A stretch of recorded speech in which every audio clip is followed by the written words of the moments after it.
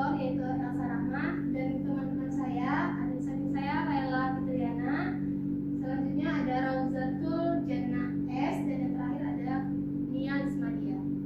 Baik, di sini dapat terlihat bahwasanya kami akan menganalisis video pembelajaran dari platform YouTube di mana kami sudah memilih yaitu video pembelajaran praktik baik, pembelajaran Flip Classroom melalui media Bell Me Love You pada pembelajaran matematika.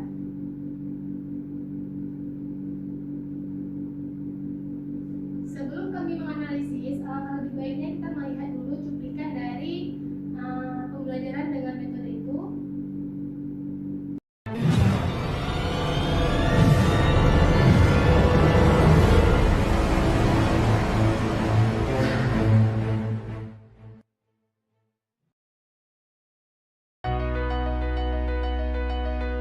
Assalamualaikum warahmatullahi wabarakatuh.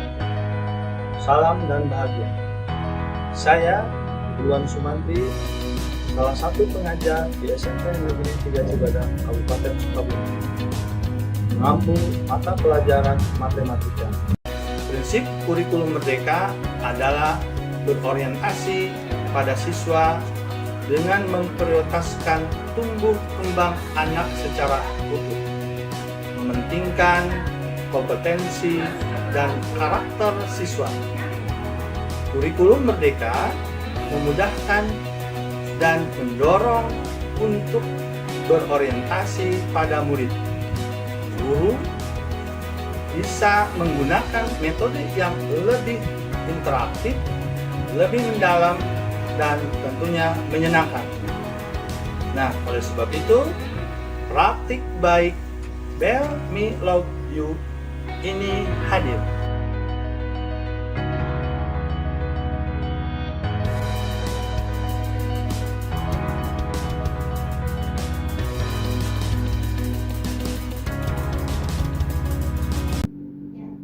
Jadi dalam kelompok kami, analisis yang kami pilih adalah analisis SWOT, yaitu Strength, Weakness, Opportunity, and Threat. Nah, di situ bagaimana pengintegrasian teknologi dan media pembelajaran matematika itu sendiri.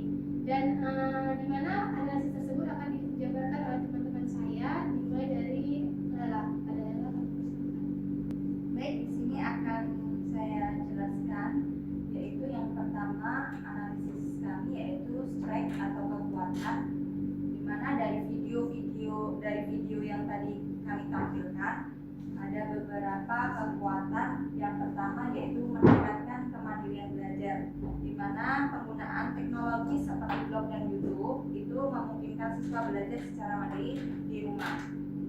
Yang kedua yaitu efisiensi waktu di kelas. Dengan Flipped Classroom, waktu kelas difokuskan untuk berdiskusi, untuk berkolaborasi sehingga memaksimalkan interaksi antara siswa dan guru untuk tanya jawab dan diskusi. Selanjutnya yaitu akses materi belajar lebih fleksibel, di mana siswa dapat mengakses materi kapan saja dan di mana saja. Yang keempat, meningkatkan keterlibatan siswa, yaitu melalui diskusi kelompok dan metode saintifik di kelas. Siswa lebih aktif dan lebih aktif berpartisipasi sehingga meningkatkan keterlibatan dalam proses pembelajaran. Yang kelima yaitu pembelajaran berpusat pada siswa, di mana dengan pendekatan ini mendorong pembelajaran yang lebih berpusat pada siswa atau yang disebut student centered learning. Selanjutnya yaitu analisis weakness atau kelemahan. Yang pertama yaitu kelemahannya ada pada ketidakmerataan akses teknologi, di mana tidak semua siswa memiliki akses yang memadai terhadap internet. Yang kedua, tingkat motivasi siswa berbeda-beda. Jadi tidak semua siswa memiliki motivasi tinggi untuk belajar secara mandiri di rumah, karena melalui blog dan video YouTube memungkinkan untuk kurang persiapan di dalam kelas. Yang selanjutnya yaitu keterbatasan penguasaan teknologi oleh guru, di mana guru kurang terampil dalam menggunakan teknologi, mungkin mengalami kesulitan dalam mempersiapkan materi digital yang lebih efektif dan menarik. Selanjutnya yaitu potensi gangguan teknis. Jadi untuk potensi gangguan teknis misal seperti proyektor, LCD di kelas, serta gangguan jaringan internet itu menghambat kelancaran proses pembelajaran. Untuk selanjutnya, analisis selanjutnya akan disampaikan oleh rekan saya kepada Laura, dipersilakan. Selanjutnya masuk ke opportunities, yaitu peluang. Di sini yang pertama itu meningkatkan keterampilan digital, di mana pengguna teknologi dalam pembelajaran tidak hanya meningkatkan literasi digital siswa, tetapi juga memperkaya kemampuan mereka dalam menggunakan alat digital yang relevan dengan kebutuhan kehidupan modern. Yang poin yang kedua,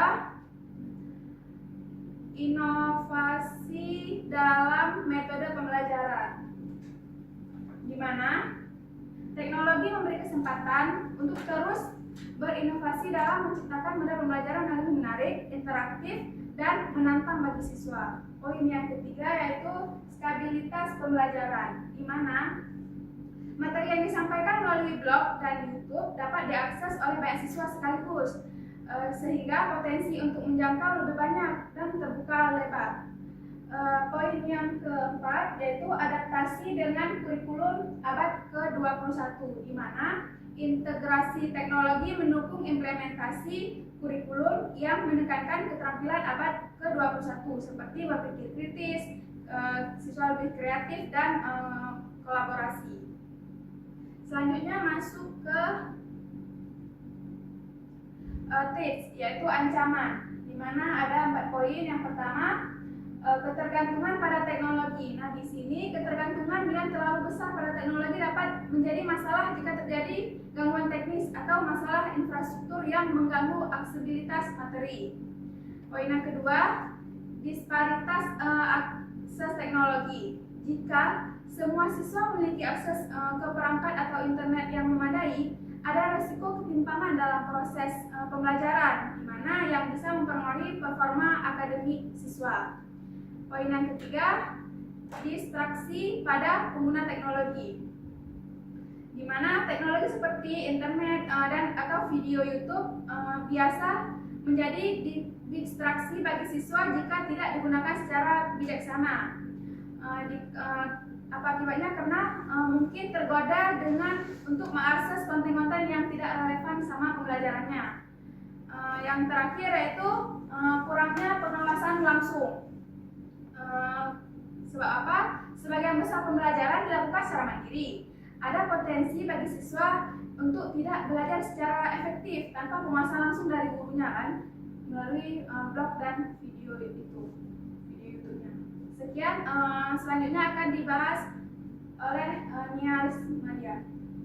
Oke, selanjutnya saya akan menjelaskan tentang analisis dari media pembelajaran tadi.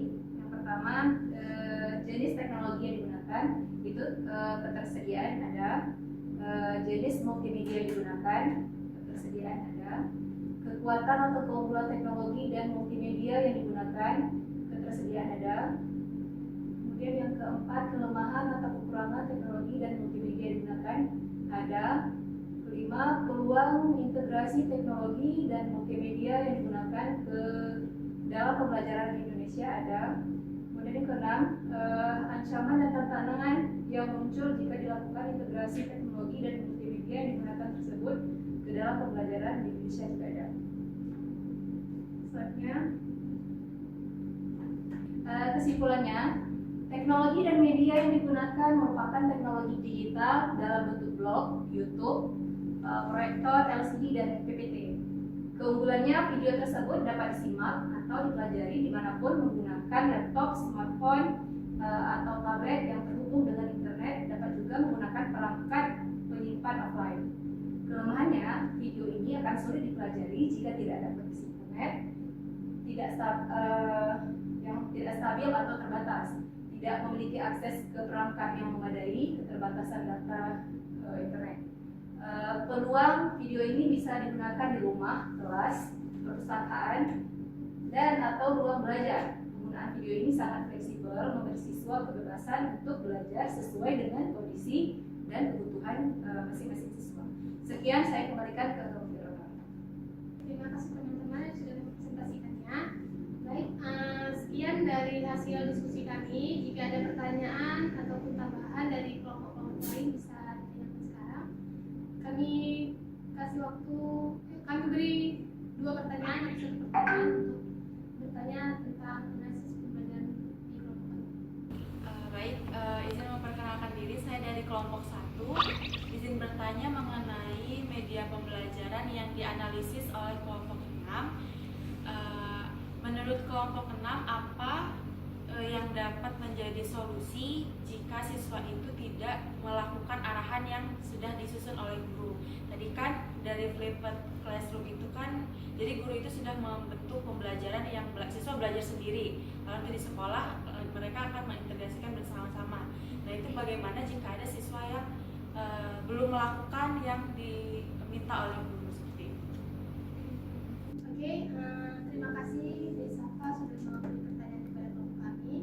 Nah, kan tadi solusinya seperti apa? Kalau menurut kelompok kami, solusi yang bisa dapat kita lakukan adalah sebelum pembelajaran itu terjadi, misalkan nih di hari Senin, maka sebelum hari itu kita sudah mengkonfirmasi di dalam grup WA, bisa jadi, atau kita bisa menunjuk beberapa orang untuk mengcover kawan-kawannya untuk menanyakan apakah mereka sudah membuka blog dari gurunya itu, dan banyak cara untuk supaya kita tuh meyakinkan diri bahwa pembelajaran yang itu akan terlaksana dengan aman dan nyaman gitu. Itu sih. Ada tambahan dari yang lainnya? Sudah cukup ya? Mungkin sekian presentasi kelompok kami. Lebih kurang mohon maaf. Wassalamualaikum warahmatullahi wabarakatuh. Waalaikumsalam warahmatullahi